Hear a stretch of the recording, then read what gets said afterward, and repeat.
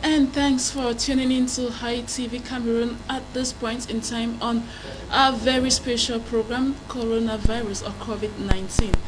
Now, I hope you all are having a wonderful day. We have been hit with a pandemic, a global pandemic, the coronavirus, and we are all putting in our best to ensure that we curb the spread of the virus in the country.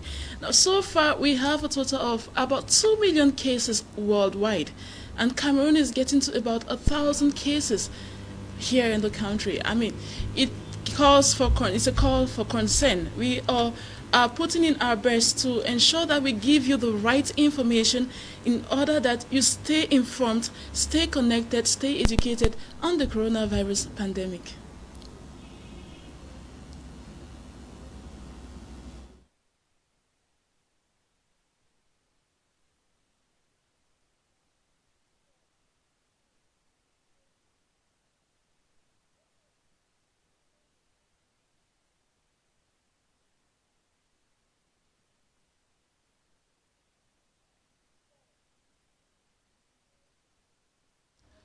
Over the past editions, we've had health experts come in and talk about the effects regarding those domains. We've had the regional delegate for health, we've had the regional director for the Voya General Hospital, everybody in a bid to ensure that we get the right information as regard the coronavirus case. Journalists all over the world, in Cameroon, in Boya, in the entire zone, have been putting in their efforts to ensure that fake news or we stay glued and of course get the best information we can as regards this virus, this pandemic. And today we are going to look at the role the media has to play when it comes to the coronavirus case. And of course, I'm not going to be alone. I've been joined by Reverend Geraldine Forbang, who is the station manager of the CBS Radio and equally the president of the Cameroon Community Media Network. Welcome, ma'am. Thank you so much, Benedicta. Good morning, and I'm pleased to be part of your program. And of course, good morning to televiewers of High TV. We are here to join efforts to have a concerted effort to fight this coronavirus. It's not hitting only the health milieu. Journalists are not also left out, so it's putting hands on deck so that we both can be safe at the end of the pandemic. So it's my pleasure being here. Of course, and we are happy to have you here with us. All right, so we are just going to start straight away. We will not waste time. Now, we have been hit and we were not prepared by the COVID-19. Now, tell me, I want to get to you as the station manager of CBS Radio. What has CBS Radio been doing so far as concerns the coronavirus? Well, Benedict, the coronavirus hit us like any other crisis. You remember when the Anglophone crisis started, the media was not prepared. The media was not ready. And so along the line, we were picking the pieces. And the same way coronavirus hit us when we were least expecting it. And it's so widespread that it's causing pandemic. Everybody is afraid. And so particularly for CBS Radio, we are at the center of the community because we believe that the radio is 90% community and 10% radio. So all what we do is to enhance societal cohesion. And so when the virus started, we also heard it like any other media. We started doing research about the virus. What is it all about? How did it come from? Where does it come from? And how are people getting infected? And above all, how can people be protected in order not to be contaminated or in order not to be infected by it? And so we decided to hold a special editorial meeting where we brought a health practitioner attending that editorial meeting with us. He briefed us on the virus and how viruses are, because if you don't know, you cannot communicate. And so we then got to work producing special programs, and we produce radio spots. If you tune into CBS Radio, at the top of every hour you get the spots concerning coronavirus. And even during our newscast, the signature tune to our newscast also had to change. And so there's a lot of awareness that we are doing, and every day we make sure that we cover one angle concerning the coronavirus. And so we have a whole media campaign strategy to cover this pandemic. And so if it's not about education today on how to prevent it, it could be how it's affecting the youth, how it's affecting the economy, how it's affecting our culture, how it's affecting us socially, and how we are able to combat it. And so we've been doing really, really a lot. And maybe because of what we are doing, I might be happy to tell you that we just signed a contract with UNICEF, and they told us that they have scammed through the media organs in the Southwest, and they think that CBS has done quite a lot. And on Tuesday, I was in Douala to sign the contract with UNICEF so that we can continue in the domain to educating and sensitizing the population against this coronavirus pandemic. I must say that's a wonderful initiative, and I believe that if all media organs pick up the traits of CBS Radio, I think the information that is given out there is going to help the population a lot. Now, there is an issue when we look at COVID-19, and of course, we as journalists, as the food estate of the country, have a very important role to play, dissecting real story versus fake stories. Now, you realize that with this pandemic, since it's difficult, every information gets on social media, fake, real, and you find out that the population is confused. Which information is right? So how can journalists help to curb the spread of fake information during this coronavirus pandemic? Benedicta, you believe with me that with the coming of the new media, of the social media, traditional media has been under threat or real challenge. And it's not like the social media can wipe off traditional media, but it's because we always and all the time need to feed the population with the right information. And so social media is free media for everybody. Whatever you think like putting it up on social media, you do so. But like you rightly point out, people always need to verify information that they find on social media. Always receive it with a pinch of salt, because it's not all information that's posted out on social media which is correct. Correct, yeah. And so concerning this pandemic, people are even dying more because of the stress related to it, not even because of the virus. Because every day, as you open your phone, messages are streaming in. This number of persons have died, this number of persons have been infected, but little is heard about this number of persons have been cured, this number of persons, or if you do this, you will not be infected. And so it's really causing a whole lot of what people should believe.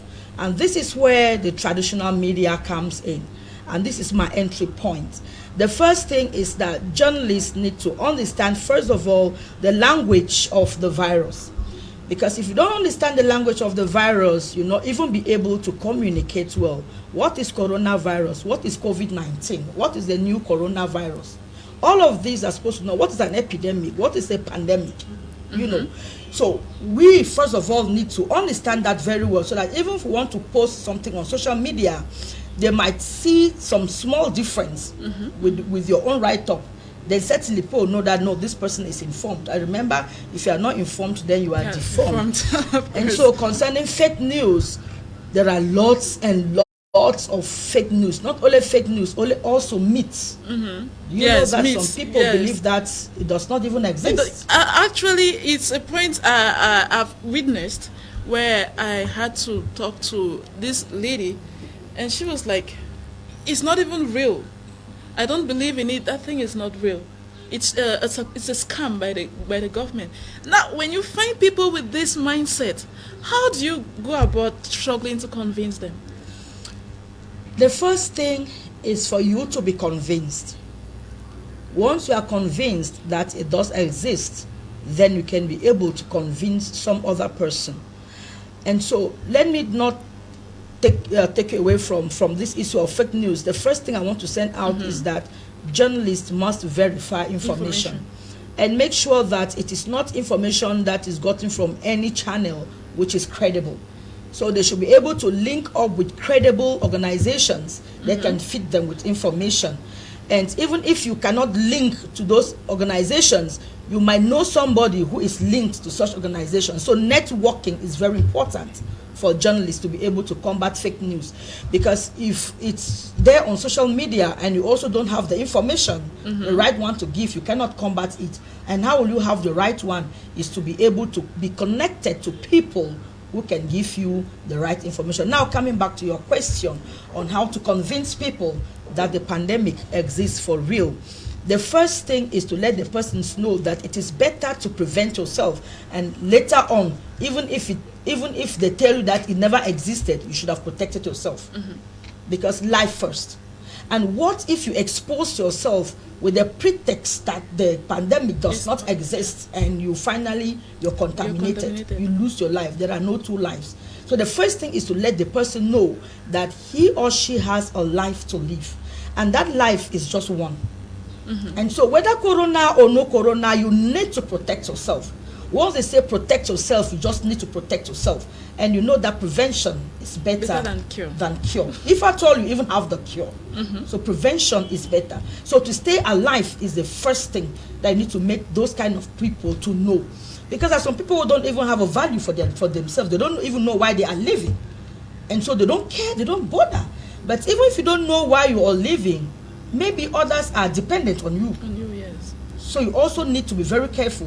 Maybe even if you don't know why you are living, others maybe if you die, others will have to spend money to bury you. So also need to consider all of those things. And just because of that, everybody now need to be very, very careful. And secondly, we need to make them to understand that protecting yourself is not only about you, it's also about protecting some other person. I might not believe that it exists, then I contaminate myself and also contaminate some other person. So while you don't believe that it exists, some other person really believes. And it's also your responsibility to protect that other person who believes that the virus exists. And so for that sake, you need to protect yourself. Wow. There's a whole lot of information being dished out here. And like she said, even if you don't believe that the pandemic or the coronavirus is real, you have a mission to protect yourself and protect the other people around you. All right? It's not all about yourself this time around. It's a time for us to put our hands together, show love to one another by staying healthy, put in the measures that have been given, or take those measures seriously, because this issue is no joking matter. Now, I equally have this issue which has bothered a lot of people, and it's concerning journalists and the information being passed out on COVID-19.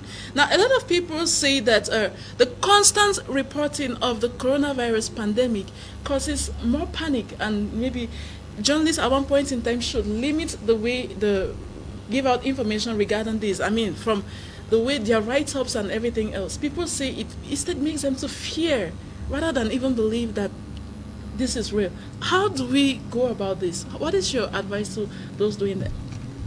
You are very correct. And like I earlier mentioned, that journalists have the responsibility of making society stay at peace. And so the first thing that journalists need to know is that this is a health issue and it's affecting everybody. Now, when you keep reporting about the death toll, how it's increasing by the day, by the second, by the minute, also find time to analyze the number of persons who are being cured. Because if you talk about the number of persons who have been killed by the pandemic, you need to balance it up that at least there is hope. Okay. And what is that hope? The hope is that in as much as many people have been killed by this pandemic, there are also many others who have been cured by the pandemic. And also there are millions who might not contaminate themselves with this pandemic if they prevent themselves. So I advise journalists to hinge more on the curative part of COVID-19 and also the preventive part. Once you hinge more on these two, you give the people hope that even if the world is coming to an end, at least there is hope. You know, once you have hope, then there is a tomorrow. Yes. Just that hope alone can make you to be able to survive. But if all is about bleakness, like now in my house, I don't tune to media so much. It's just that I'm a journalist, I must be informed. But I let my children don't feed themselves so much about the virus again. Because like you say, it's causing a lot of stress. And also I advise journalists, the second thing they need to do is to go for psychosocial support to their audience. How many mental health practitioners have come on our media platform to educate our audience on how to live during this period? Because psychologically, so many people are dying because of the pandemic. Not because of the pandemic, but because of the information.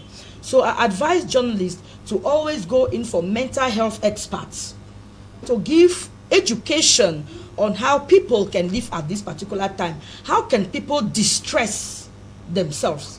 Because you and I, we might think that we are fine, but at one point you need an expert to tell you that when you are home, maybe raise up your hands, maybe close your eyes and take deep breath, those kind of things. So journalists need to go out for mental health workers to be able to educate the population on how to psychologically balance themselves at this particular point in time. Also, journalists should know that they are not supposed to fall in the line of propaganda. Yeah.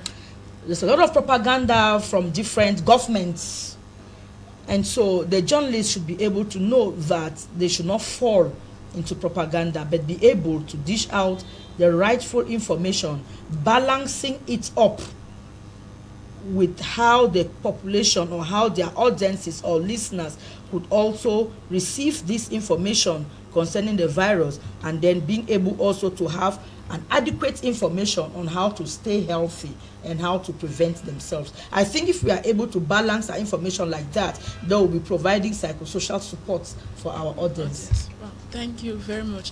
And like she has rightly stated here, please, to all journalists watching us right now, you have to learn how to balance your report to sort out this issue with panic, because panic kills more than the disease, the virus itself. So we have to be very cautious.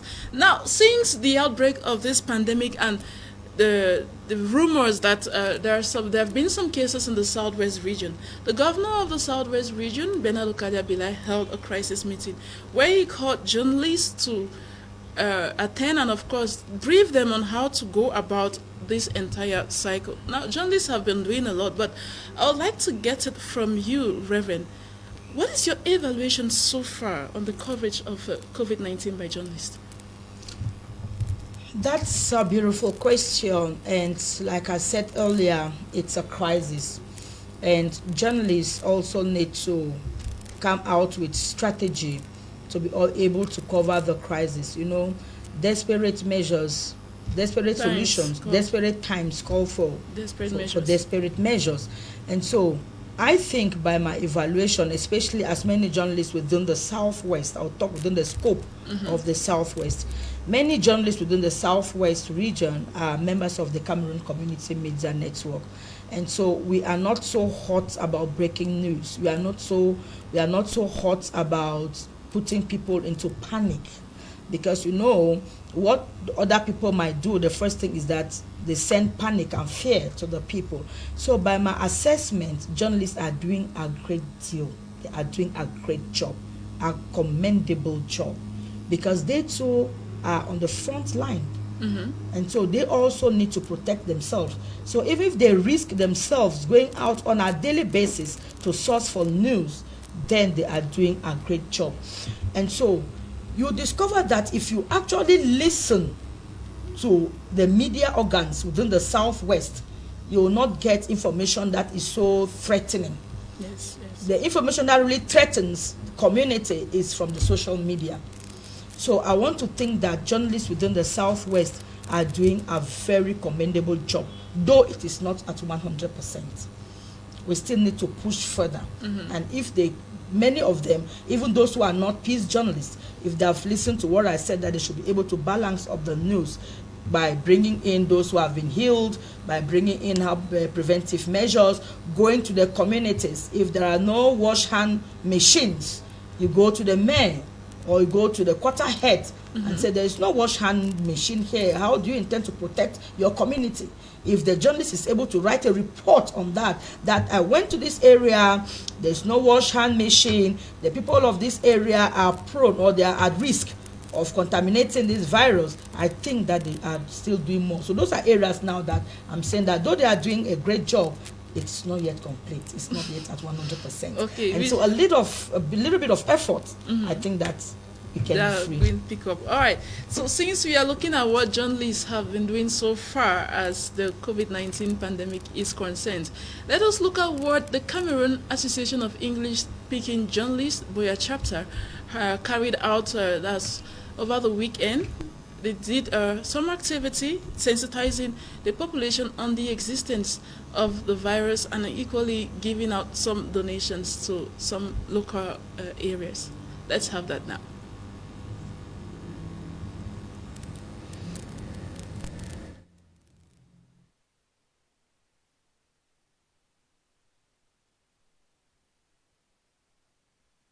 As the cases of coronavirus in Cameroon keep increasing, journalists are doing their best to inform citizens about the dangers of the pandemic.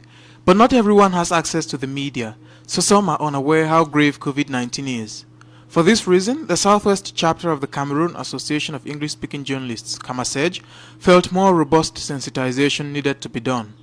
English-speaking journalists in Boya under this association went around the municipality on Saturday, April 11, 2020, to raise awareness on COVID-19 preventive measures. No salute man with your hand. No the cough, you the sneeze, you the yawn, open your hand, your mouth anyhow.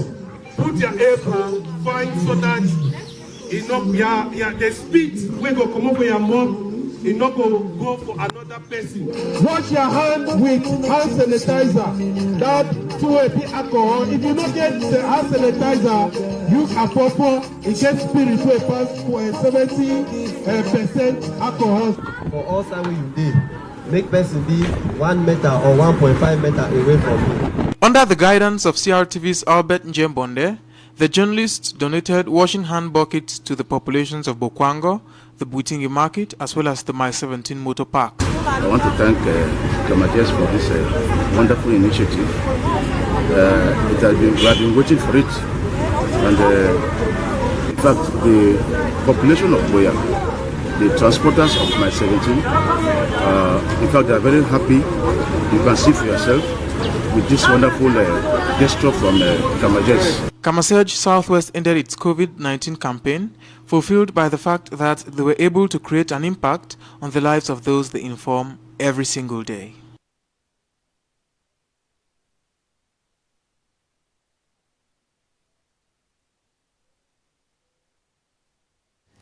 That was CAMASEJ Boya chapter on the COVID-19. I must say, it's a wonderful initiative and lots of other people have been doing the same.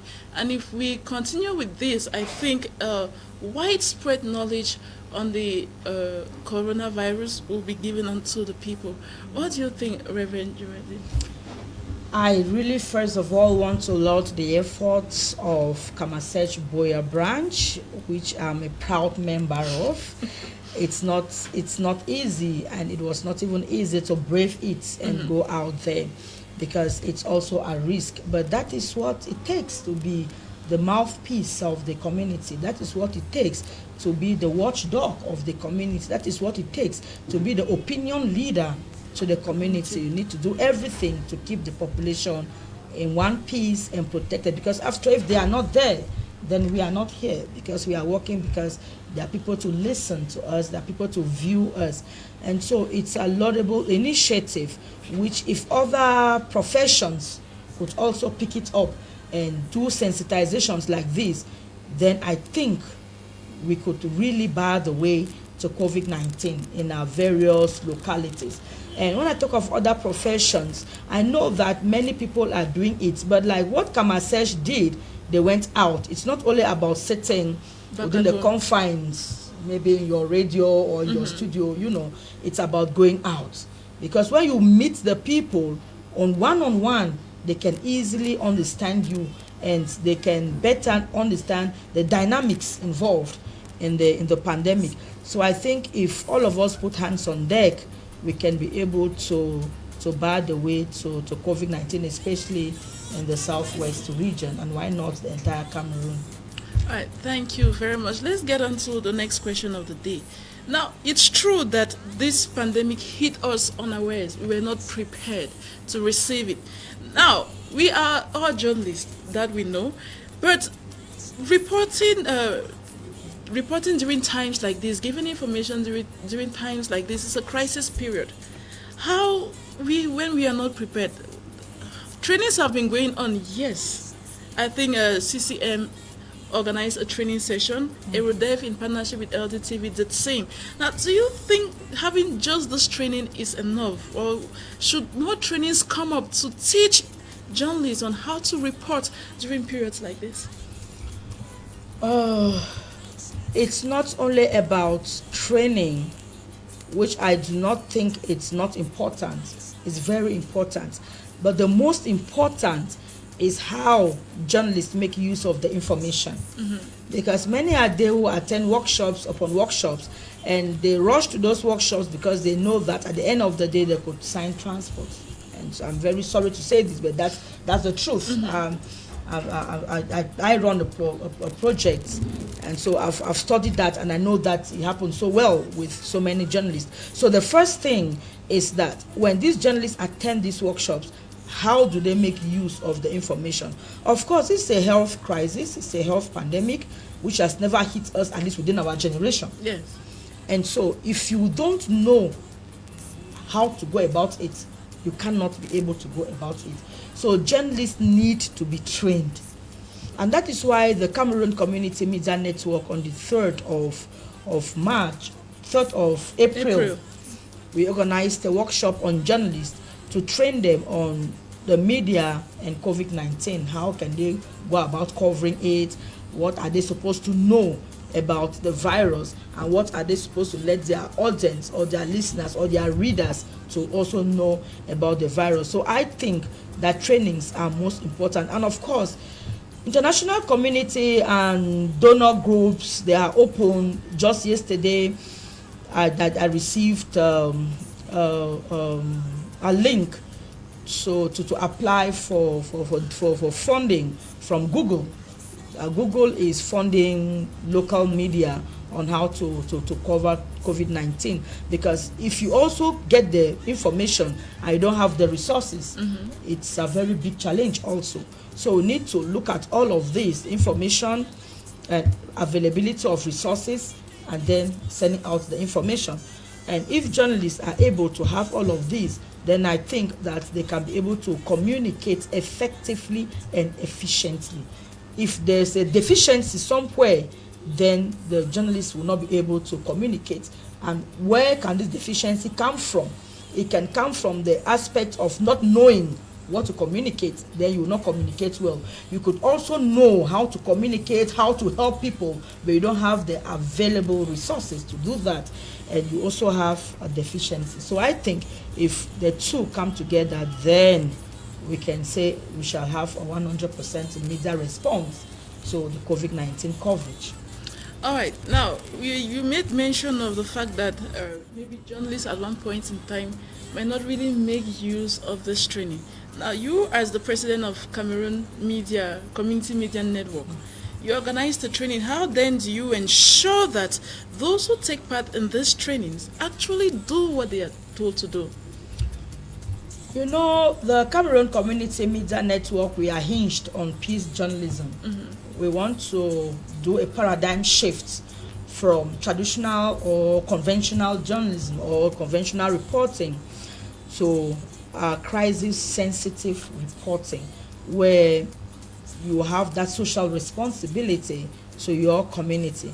And so we've been running that program for over 4 years, and there's been a robust evaluation method put in place. Some people have been ejected or evicted from CCMN because we realize that no matter how many trainings they come, from their reports, we don't see peace principles embedded in their reports. We call you severally, you don't want to change, you have your own style of doing it. We tell you, okay, it means you've chose your own style, and this is not the style of CCMN.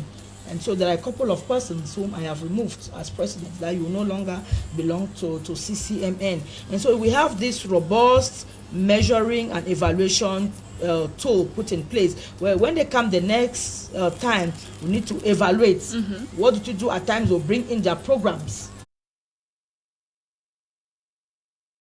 from their various media organs.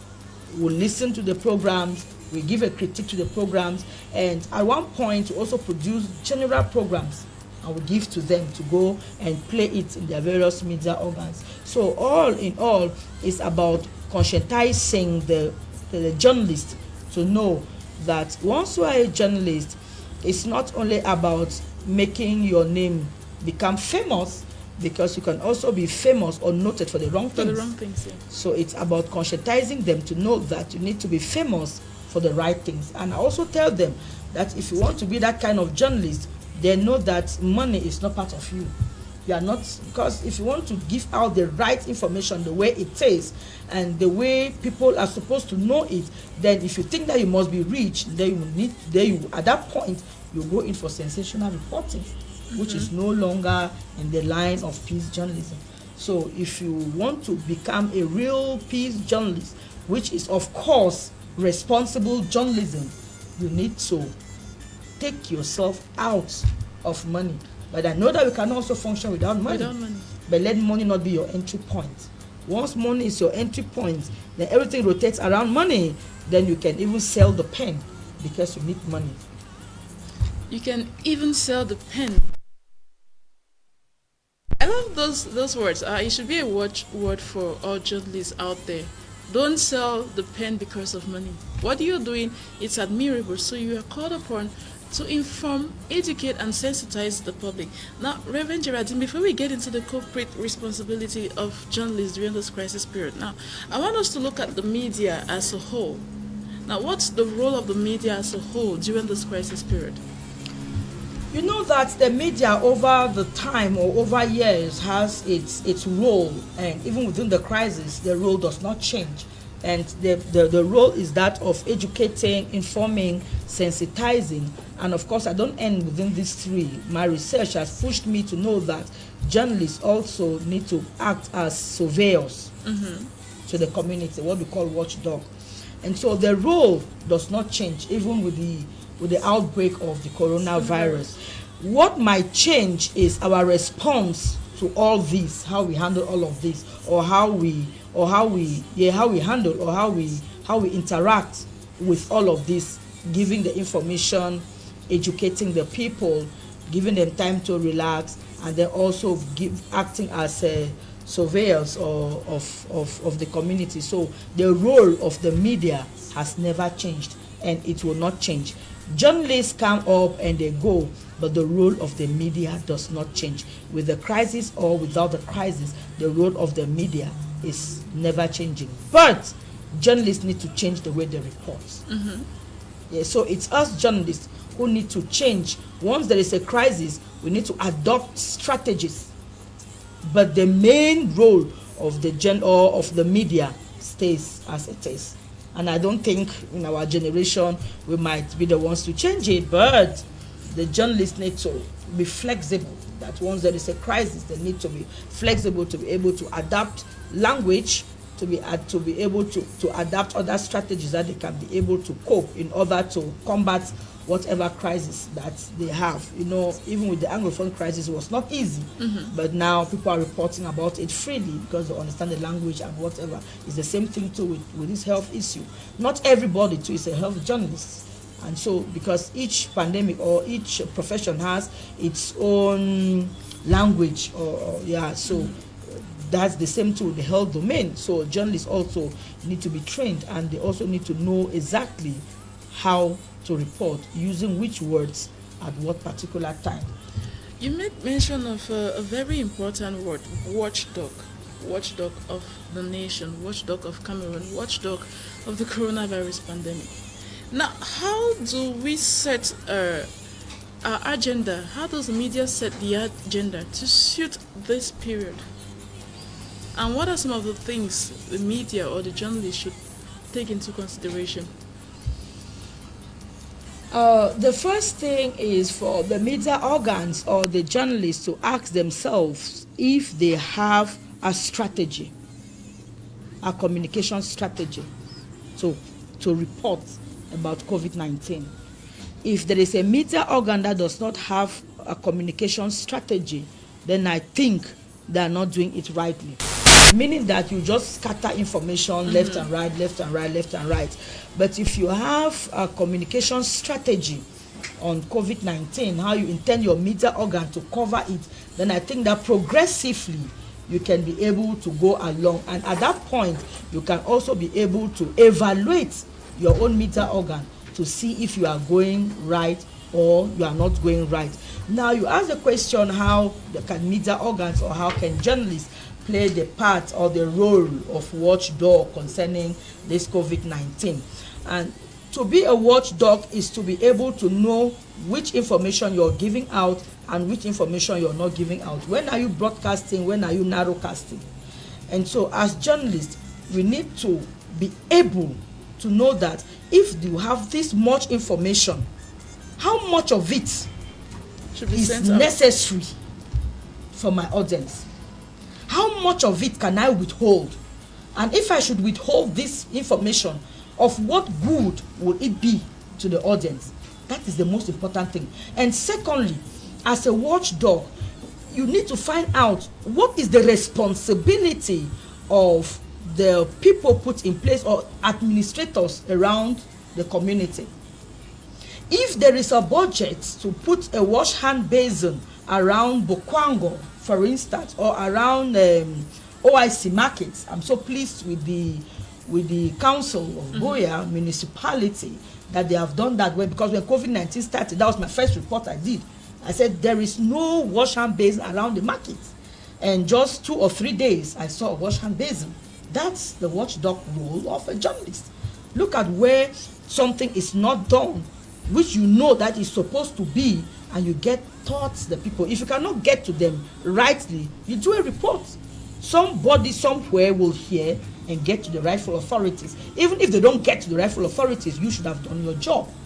So the long and short of it is that journalists should be able to bar the way to some information not getting to the public, and be able to give as much as possible to the public, bearing in mind that they have the social responsibility of making the community stay in one piece, that the community is not supposed to be plunged into panic because we are a journalist.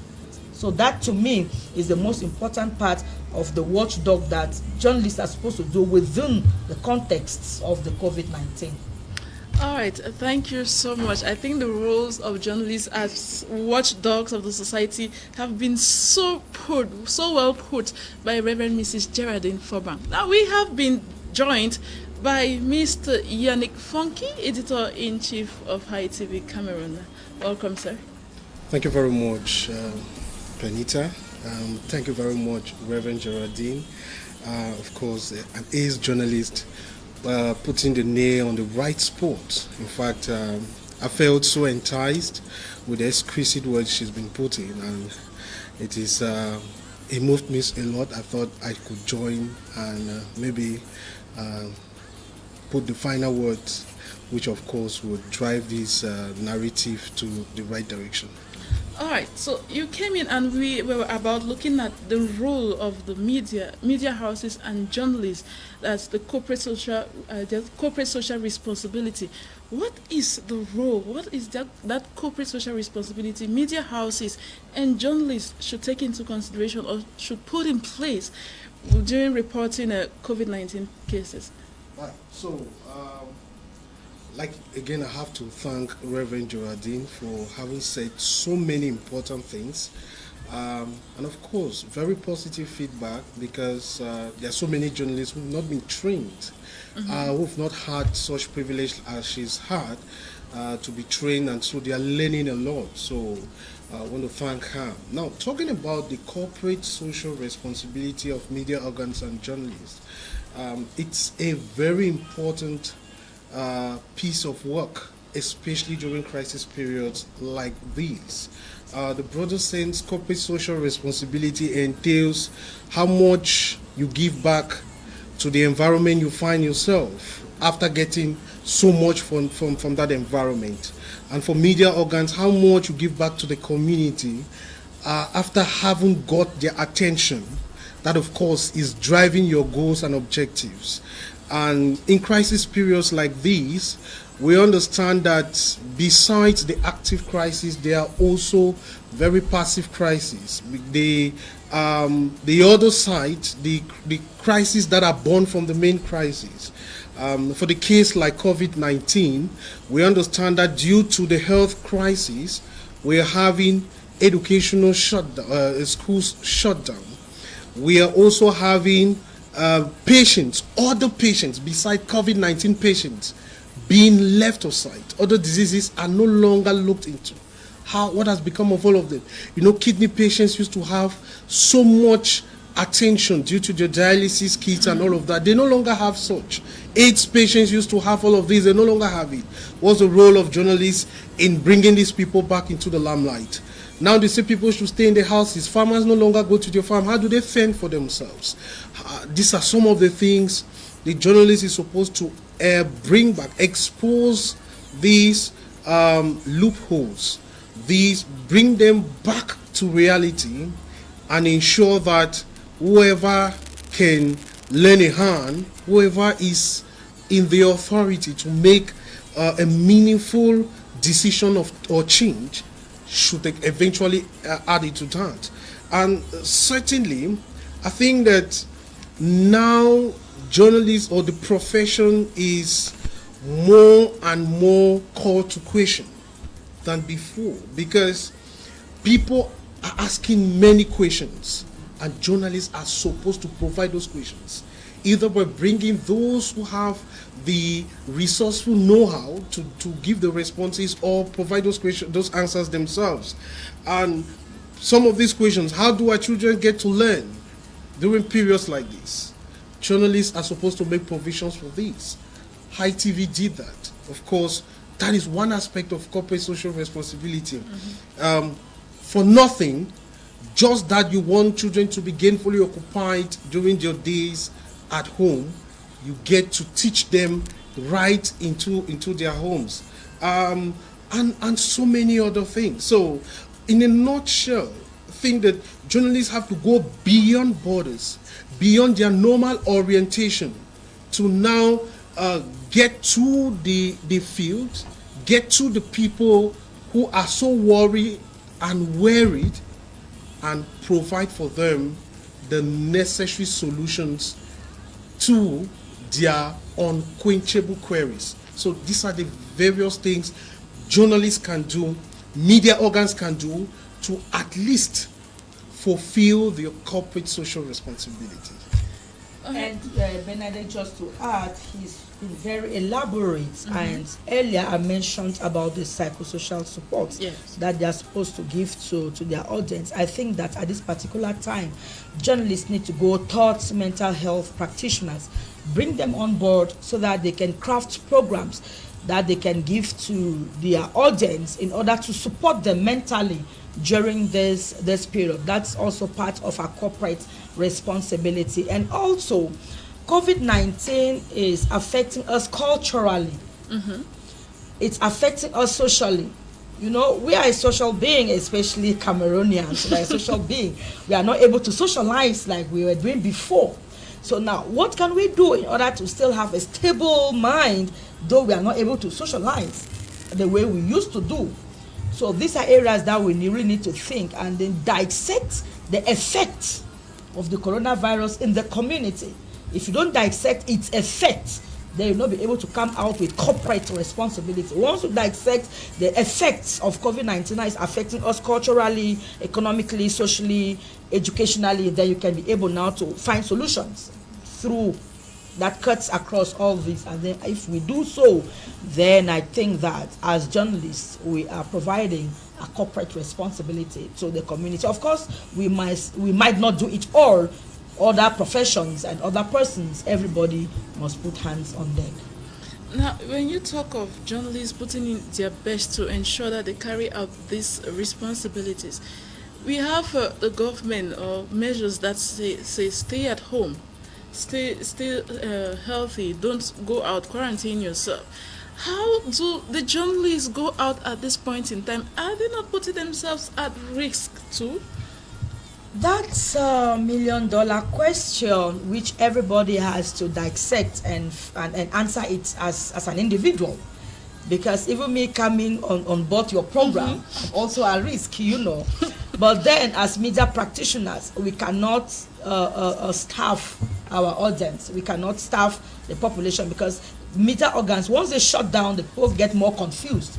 So, but what I prescribe is preventive measures for journalists. And I was telling them the other day, I said media practitioners or media service providers should be able to come out with alternative equipment on how journalists can carry out interviews. And I told them that they could use a boomstick. If a boomstick is so expensive, they could use even our normal selfie stick.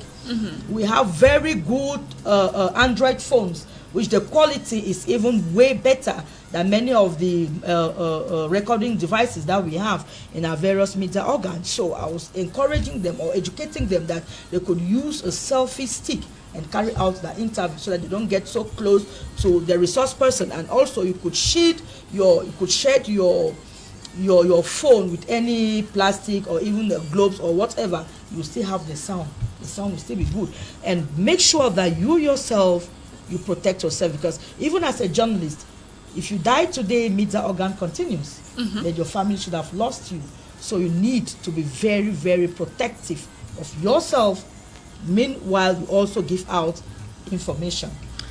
There is this very important question people have been asking journalists all over, and I really want you to answer it. Now, we hear of the cases increasing, and people, Cameroonians, let me put it in general, are doubting Thomases. Now, you have lots of people who ask the question, all right, why don't the journalists give us information on the patients? Why don't they go to these hospitals? Why are we not being showed their faces on media houses? Why? How do you answer those questions? The population needs proof. They want first-hand proof that, all right, this thing is real. Now, if this number of people have been diagnosed or tested in the country, we want to see their faces. How do you go about this? You're right. And those who think the way you think, I think they are also correct. They are correct. Every government has its own plan and strategy on how to go about it. And the Cameroon government thinks that they are not supposed to get to the treatment centers.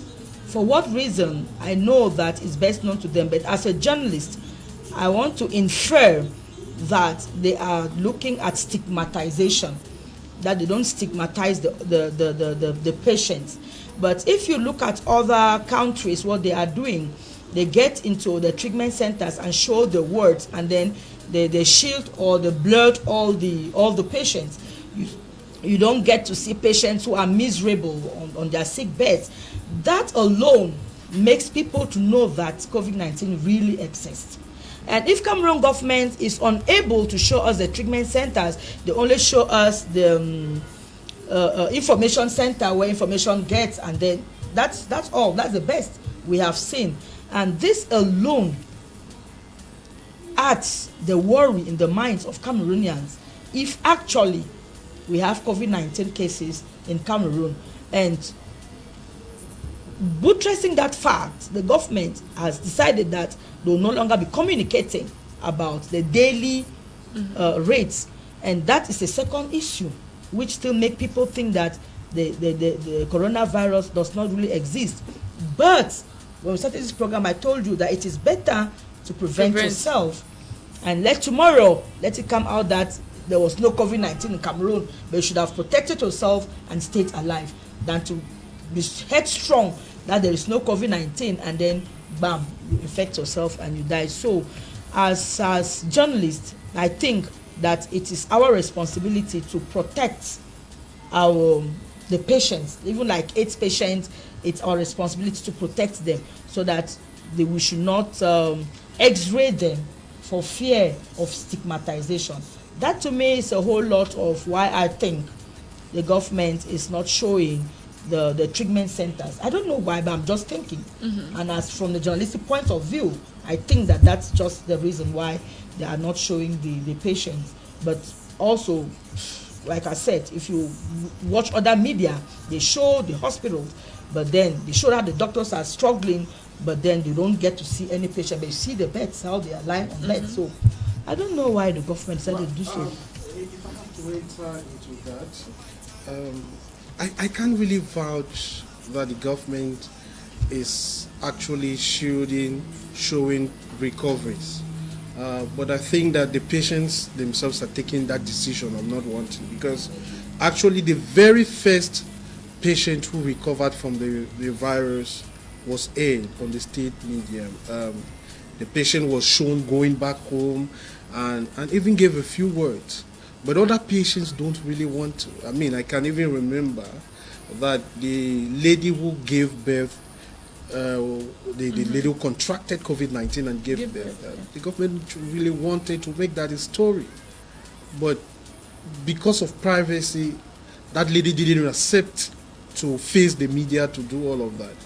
So it's also an issue of personal decision and national decision. And of course, because of privacy and because government is not really emphasizing on that as well, because government has that authoritative power to move along with it, I think that is what is not so much interest not put there. But Benita, I don't really even think that it is because of the two later things we say, previous things, I beg your pardon, we say.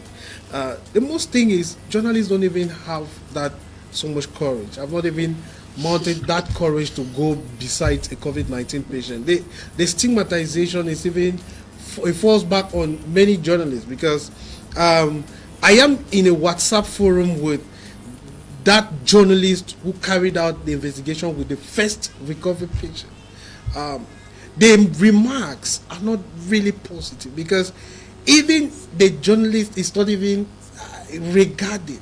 I mean, even in the quarter, the journalist, many still see that journalist should still be having some strains of the virus going close to, so all of these things put together, many people have different perception. So people don't want to go and for themselves be at risk. You understand? So this perception also and stigmatization is a cause for concern. Even those who report the cases and even go to the hospital are sometimes look as though they have come in contact with the virus. There is a lady journalist who left Boya and went to Yaoundé for a family issue, but she was scolded and told by fellow tenants around the premises where she lives that she would not come to the house, the compound, because she's going to an area that is an epicenter of the virus. You understand? Now that lady is not even going to carry out her professional duties to say that she is going to be exposed to this. She's going for family issues. But that stigma that she's going to Yaoundé, that is an epicenter, it's moves across even the quarter people. You see the kind of perception. So putting all of this together, it shields many from going further, going beyond just reporting on figures that you get and some images you pick around, going further to do the in-depth report. All right. Well, we are talking on that, and we're talking about the mindsets of the Cameroonian population. Now, when we look at the statistics in Cameroon today, or as of now, we are getting to about 1,000 cases. Now, there is this tendency, or people say that Cameroon does not have up to those cases, that they are just rushing to get to over 1,000 cases so that maybe more funding could come to them. As journalists and struggling to feed the minds of the people and of course to remove them away from such mindsets, how do you go about this? It's something we should look at, because everyone says the government is not doing enough. The government is not doing this. They should do this, they should do that. How do we, as journalists, combat this mindset? Benetta, you cannot do or you cannot give out what you do not have. Journalists can only be able to cover as far as they can go. If you are unable to get to the point, they will not be able to give the information which is verifiable. And so the fact that government has its strategy, and like I said, it's government strategy not to expose the treatment centers for varied reasons. And so journalists are also not able to get to those treatment centers. But journalists are able to get to those who have been cured, because those are the ones that the government have proven to us that, yeah, these ones have been cured. And so long as they are willing to talk, then journalists can actually get to them. But we are within a system, and we cannot do above that system. And so I think that journalists should not be held responsible for not being able to get to the treatment centers and give the number of infected cases, because they have not been allowed to. They have not been allowed to. Cameroon is a country of law. And so if they say you cannot get here, by no chance can you get there. And so we just need to believe what the government is telling us. And that's why we said that, or at the earlier parts, I said that we rely solely on the government for information concerning World Health Organization, concerning COVID-19, because they are the authoritative voice of what we can actually take as the truth. So even if it is not the truth, you will not be able to decipher from that fact that it is not the truth, because you will not have the facts on your own part. So we'll just be basing on a hearsay, or basing our arguments on flimsy excuses. But since the government says we are having close to 1,000 people who don't want to believe, I don't know how, as journalists, or maybe my colleague Yannick can be able to have an answer on how journalists can go about it. Yeah, because Reverend, I was just surfing through. This is the WHO website. Well, not a website, but this is a tracking website that's affiliated to WHO. And this website, Cameroon government must, like any other country that has contracted or has cases of virus, must report to it on daily basis. And they have it on the website, all countries in the world. So it's tracked every second, any new cases. And it says Cameroon has 996. So 4 cases to get to 1,000. So if journalists cannot reach the official voice from the government, then journalists must be able to go to sites like these to be able to get daily figures on what is happening in the country. Because the citizens must know how severe this virus is. It also would help to make those who still have stubborn mentality on change, hygiene and sanitation, change of habit, to understand the severity. Now, it doesn't only have those who have contracted. It has those who have recovered, those who have died, the number of cases today, and the number of cases that have died today, that is on each other day. So 22 Cameroonians have died of the virus, and 164 or 68, it's showing here 64 cases have recovered.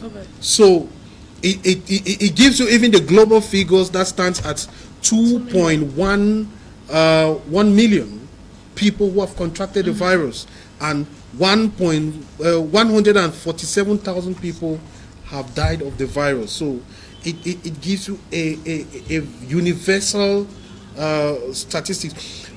Cameroonians must know these things to make informed decisions. Now, Mr. Yannick, please, before you come, Benetta, please, the problem, or Yannick, her question is, how do we let Cameroonians know that these figures are correct? Right. How do you because the Cameroon government does not give access to the treatment centers. Exactly. Because like in other countries, they show the treatment centers where they blur all the patients, but then you can see that these are patients and they are being treated. But for Cameroon government, they don't give that access. we just so have figures that keep increasing. I think that by the WHO standards, there is just one official source, the government. Be it in Cameroon, be it in China, be it in the US, they believe in the government. No other source, not even journalists, can be able to give these figures, because they will not take you seriously. Even if they open the quarantine centers the centers with of the patients, that you go there and do the count, they can't still believe your figures. So they believe the government figures. Now, you journalists can always do things. You can always ask the responsible questions and question the figures based on some facts you have at hand. For example, you are in Boya. Maybe the government is giving figures to the World Health Organization and saying that there are 2 persons that have been infected in Boya, whereas you know there are 10 persons. So you can't ask those responsible questions to be able to give a realistic figure. But that notwithstanding, I feel that the figures don't really matter. They don't really matter a lot, because we don't have to be alarmist. Even if Cameroon gets 10 million cases, how does that improve on the combating the virus? Now, Mr. All of Yannick, these things not to have a lot cut to you play. short, I think I'm not talking based on my perspective. I've had encounters with people, and when you have people who have a mindset or who believe that the figures they receive every day are exaggerated figures, how then will you say these people will believe when they don't even believe in the government? They are not even exaggerated. Those are even underreported figures. We should even be talking about that. Anybody who is saying this government is exaggerating that there are 996 cases, that they are not, they are lesser, then that person is telling a lie. The government should even be telling more. In fact, some other people are saying there are over 5,000 cases in this country. So the government is even underreporting the figures. So anybody who still thinks that the government is increasing figure maybe to feign affection and also to whip sentiment and get some grants about, the person is at the backside of history. And history is going to question that person in future, because the person is the reason why the virus is still spreading.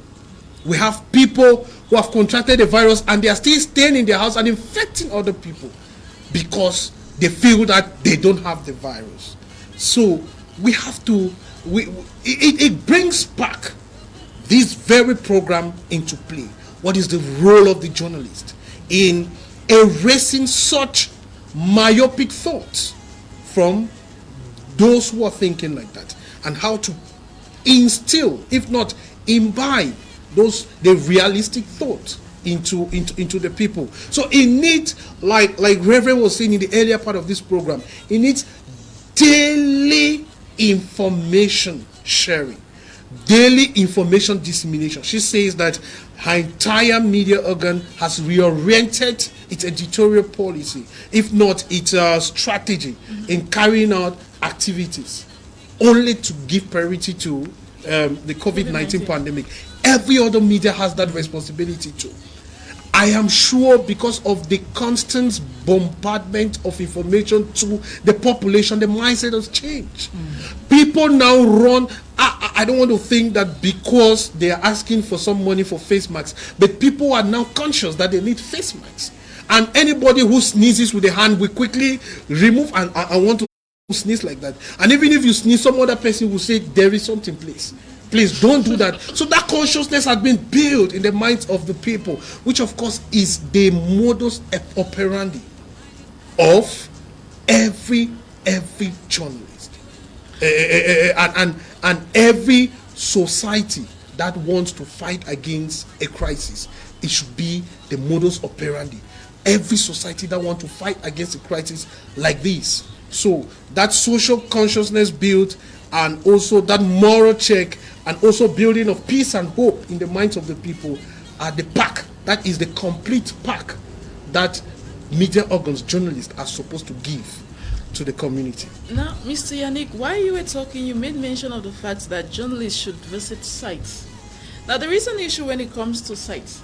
A lot of sites have been opened up, releasing information. You don't know which of the sites are real or which of the sites are credible enough. So I don't know if you could give us some of those sites where we can get credible information as far as the COVID-19 is concerned, that will be very helpful, because that too is going to help stop this issue of fake information being circulated all over social media. Right. I can't be elaborating on sites or listing sites here, but the first thing is the most important site to visit is the World Health Organization site. That is the only authoritative site. And then your national site is the Ministry of Public Health. It's giving information also. And follow the minister on social media. The minister gives daily update. And then the United States Center for Disease Control, it's the global site to give information on drugs and the development in fighting and producing antibodies and vaccines that can fight against it. Don't be of information overload. Don't fall victim to information overload. You want to get every information, you want to pick everything. It creates rumor and it creates panic. People should go for just the most authoritative site. When you get an information, try to do a second check before you want to pass it across. Don't be, I don't want to repeat myself, but don't want to give information all the time. You want to be the first to inform. No, do a double check and then you give that information. If you see even something that looks close to WHO, go back to the site and check if actually it is WHO before you disseminate it, so that the kind of information they give, especially if you've built some repertoire, if you've built some image in the face of the people who trust your information, you should not be able, don't fall prey to disseminating any kind of information. All right. Over to you, Reverend Geraldine. We have myths about the coronavirus pandemic. Lots of people coming up, all right, take garlic, take ginger, take spirit, take afofo, take this, it's going to help you with this. Now, how do you combat all this information? People are liable to believe whatever it is. I had a couple of friends, because they mentioned alcohol. They were, all right, it means so I can get my one booster and I'm fine. So how do you change this? Or is it that these myths are correct? Or should they be taken into consideration, because you find out that the population is really looking up to this as information about it keeps spreading? When we were talking, I was laughing because 2 days ago, I saw something on my social media and somebody wore a face mask, then there was a zip on it, and then the person unzipped the face mask and was drinking afofo. That this is spirit. Even if I don't put on this face mask, or if I put on this face mask, I drink this afofo, I cannot be contaminated with coronavirus. That's why when we were talking, I was laughing. Now, lots of myths surrounding COVID-19. You're right, you're correct. And like I said, it's a crisis that has not hit us, at least within our generation. And so it took us unaware. We were not prepared for it. And so people are just struggling on measures on how they could survive. They say ginger, garlic, all of these do not cure coronavirus. But garlic is an antibiotic. It's an antibiotic. Lemon is an anti-detoxant. And so all of these things, when you take these things, it will not cure you of COVID-19, but it boosts your immunity. Because know that COVID-19 is a virus that attacks the lungs. And it will be severe for you if your immunity is weak. But if your immunity is strong, you could be infected of it and you are cured of it. You will not even know that you were infected of it, because you have a very strong immunity. So when people are grappling around ginger, garlic, onion, it's just coping mechanisms on how they can stay not being contaminated. But the long and short of it is that all of these things, if you are not contaminated, or if you have not contracted COVID-19, all of these things can act as preventive measures. They can act as preventive measures because they boost your immunity, they boost your immune system. And not only that, you also need to eat healthily. You need to eat a lot of vegetables, you need to take a lot of vitamin C, so that, because you know that catarrh has to do with vitamin C. Normally when you have normal runny nose, will tell you go and suck oranges. It's vitamin C. And so we need to take foods and vegetables and fruits that give us this that build up our immunity, that what we are able